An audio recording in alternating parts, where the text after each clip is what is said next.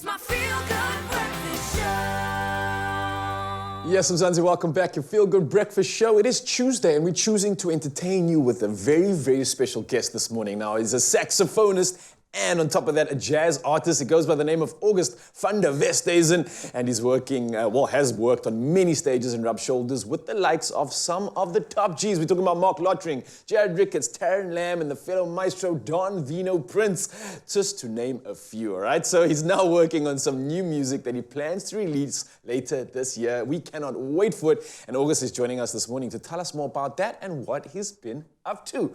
August West in the building! Yeah! Good morning. How you doing, brother? Well, I've been doing great, man. I've been doing it, and yet again, I'm excited to be back again. We excited. We are happy when you come here, but August, why did you come in June, man? You should come back. It's too early. No, I'm joking. Well, we'll make a plan, yeah. It's always good to have you back with us. A lot of people don't know where your musical journey started as a saxophonist. So where did that start? Well, it started in church, actually, and I'll say this.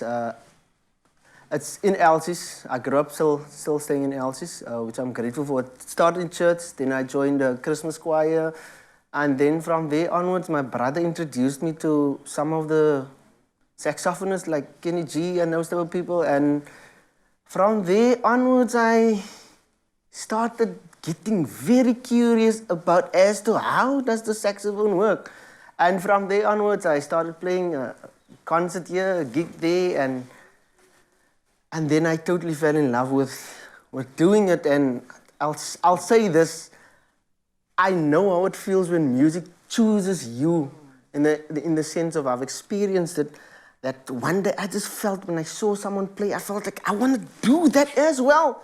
And up until today, I'm still curious about playing. Thanks. But talk to me about your process, because it's one thing, obviously, learning the craft, understanding how it works, and obviously being inspired by like the likes of the Kenny G's and the Chuck Mangionis of our time. But on top of that, you also then have to create your own music, find your own sound and your own flavor. How does that process work for you on such an intricate instrument?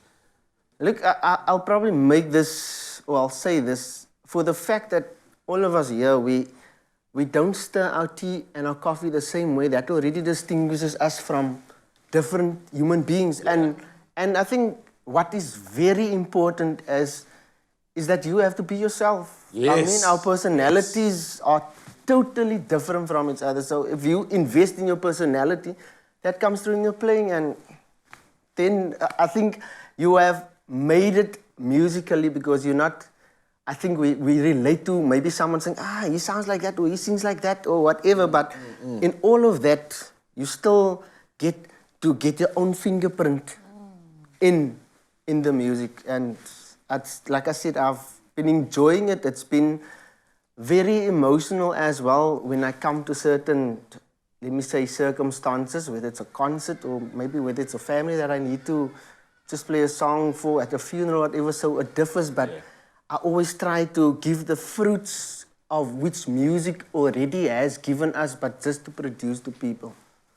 I love that, man. And then we've spoken about some big names. I mean, you've worked with Mark Lottering, Don Vino Prince. In terms of jazz, who are some of the artists that you really look up to? Winston Mankuku is one of them. I listened a lot to him, actually, and then obviously Gerald Albright is also there, Kirk Whalum is also there.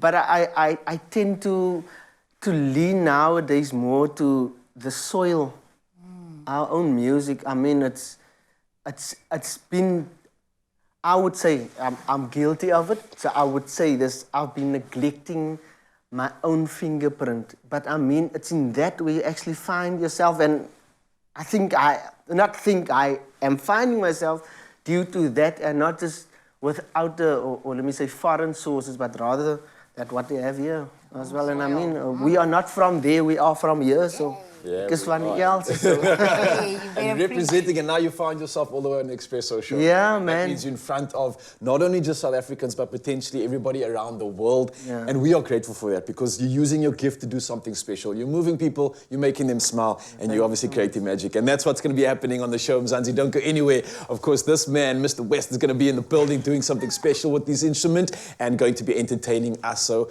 enjoy, enjoy, enjoy. But that will be coming later. For now, though, Stabiso standing by with the latest when it comes to the news.